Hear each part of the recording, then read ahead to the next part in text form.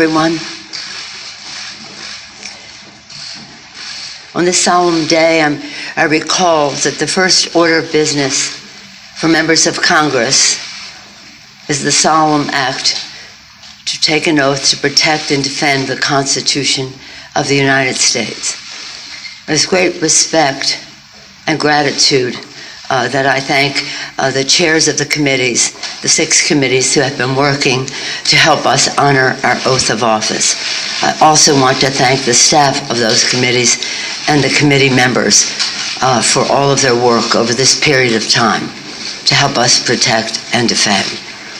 I want to thank the chairman of the Judiciary Committee, Mr. Nadler, chair of the Intelligence Committee, Mr. Schiff, chair of the Ways and Means Committee, Chairman, all these chairmen, Chairman Richie Neal of Massachusetts, the chair of the Foreign Affairs Committee, Eliot Engel of New York, the chair of the Financial Services Committee, Maxine Waters of California, the chair of the Committee on Government Reform and Oversight, Congresswoman Carolyn Maloney. I also want to acknowledge the important work that was done by our dear and departed, may rest in peace, Elijah Cummings as chair of the Oversight Committee. Now pleased to yield to the distinguished chair of the Judiciary Committee, Mr. Nadler.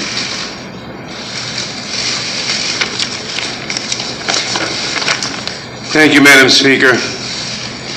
Over the last several months, the investigative committees of the House have been engaged in an impeachment inquiry into President Donald Trump's efforts to solicit foreign interference in the 2020 elections, efforts that compromised our national security and threatened the integrity of our elections.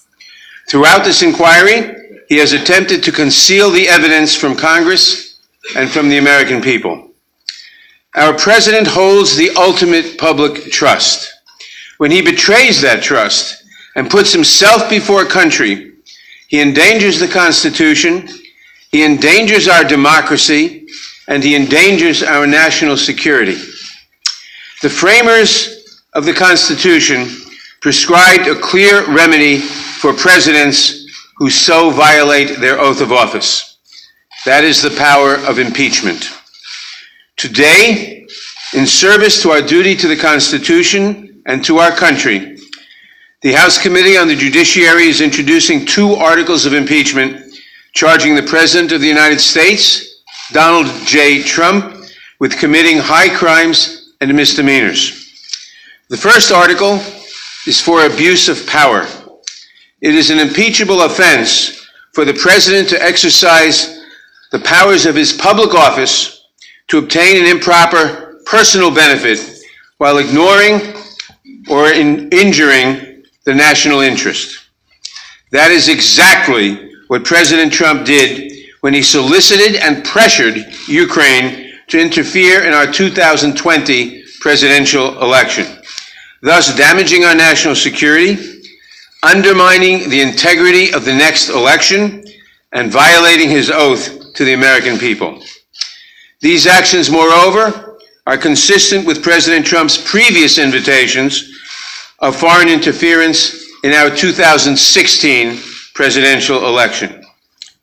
And when he was caught, when the House investigated and opened an impeachment inquiry, President Trump engaged in unprecedented, categorical, and indiscriminate defiance of the impeachment inquiry. This gives rise to the second article of impeachment for obstruction of Congress. Here, too, we see a familiar pattern in President Trump's misconduct. A president who declares himself above accountability, above the American people, and above Congress's power of impeachment, which is meant to protect against threats to our democratic institutions, is a president who sees himself as above the law. We must be clear, no one, not even the president, is above the law. I want to recognize the great contributions of the investigative chairs, particularly Intelligence Committee Chairman Adam Schiff, Foreign Affairs Chairman Eliot Engel, Committee on Oversight and Reform's former chairman, the late Elijah Cummings, and its new chairwoman, Carolyn Maloney, Financial Services Chairwoman, Maxine Waters, and Ways and Means Chairman, Richard Neal, who helped lay the foundation for the articles we are introducing today. I also want to thank my Judiciary Committee colleagues who were critical in our work to hold the President accountable and in the drafting of these articles. Later this week, the Judiciary Committee will meet to consider these articles of impeachment and to make a recommendation to the full House of Representatives. We do not take this action lightly, but we have taken an oath to defend the Constitution. And unlike President Trump, we understand that our duty first and foremost is to protect the Constitution and to protect the interests of the American people. That is why we must take this solemn step today. Elections are the cornerstone of democracy and are foundational to the rule of law. But the integrity of our next election is at risk from a president who has already sought foreign interference in the 2016 and 2020 elections and who consistently puts himself above country. That is why we must act now. I want to turn now to Chairman Schiff, who will explain the evidence that supports these articles and the need for us to act with such urgency today.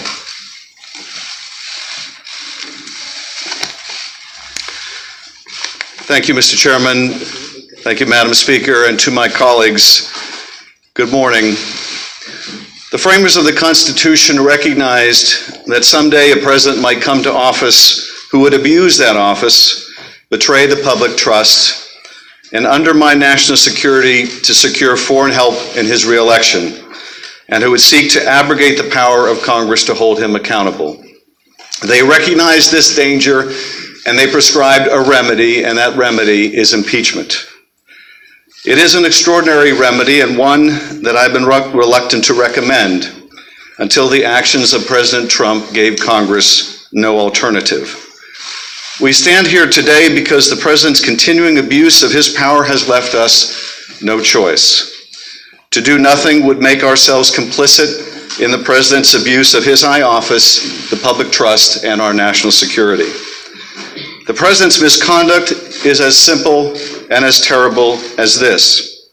President Trump solicited a foreign nation, Ukraine, to publicly announce investigations into his opponent and a baseless conspiracy theory promoted by Russia to help his re-election campaign. President Trump abused the power of his office by conditioning two official acts to get Ukraine to help his re-election: the release of hundreds of millions of dollars in military aid that nation desperately needed, and a White House meeting with an ally trying to fend off Russian aggression. In so doing, he undermined our national security and jeopardized the integrity of our next election. And he does so still. The evidence of the President's misconduct is overwhelming and uncontested. And how could it not be when the President's own words on July 25th, "I would like you to do us a favor, though," lay so bare his intentions, his willingness to sacrifice the national security for his own personal interests. And when the President got caught, he committed his second impeachable act: obstruction of Congress of the very ability to make sure that no one is above the law, not even the President of the United States. The evidence is every bit as strong that President Trump has obstructed Congress fully, without precedent, and without basis in law. If allowed to stand, it would decimate Congress's ability to conduct oversight of this president or any other in the future, leaving this president and those who follow to be free to be as corrupt, malfeasant, or incompetent as they would like, with no prospect of discovery or accountability. Now, some would argue, why don't you just wait? Why don't you just wait until you get these witnesses the White House refuses to produce? Why don't you just wait until you get the documents the White House refuses to turn over? And people should understand what that argument really means. It has taken us 8 months to get a lower court ruling that Don McGahn has no absolute right to defy Congress. 8 months for one court decision. If it takes us another 8 months to get a second court or maybe a Supreme Court decision, people need to understand that is not the end of the process. It comes back to us and we ask questions because he no longer has absolute immunity, and then he claims something else, that his answers are privileged and we have to go back to court for another 8 or 16 months. The argument, why don't you just wait, amounts to this. Why don't you just let him cheat in one more election? Why not let him cheat just one more time? Why not let him have foreign help just one more time? That is what that argument amounts to. The president's misconduct goes to the heart of whether we can conduct a free and fair election in 2020. It is bad enough for a candidate to invite foreign interference in our political process, but it is far more corrosive for a president to do so and to abuse his power to make it so.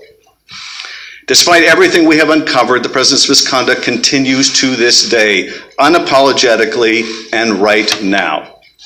As we saw when he stood on the White House lawn and he was asked, what did you want in that July 25th call? And he said the answer was a simple one. And not just a simple one on July 25th, but a simple one today, and that is he still wants Ukraine to interfere in our election to help his campaign. Even this week, the president's lawyer was back in Ukraine seeking to revive the same debunked conspiracy theory promoted at the president's behest. Which gets to the final and most pernicious of the arguments that we have heard in the president's defense.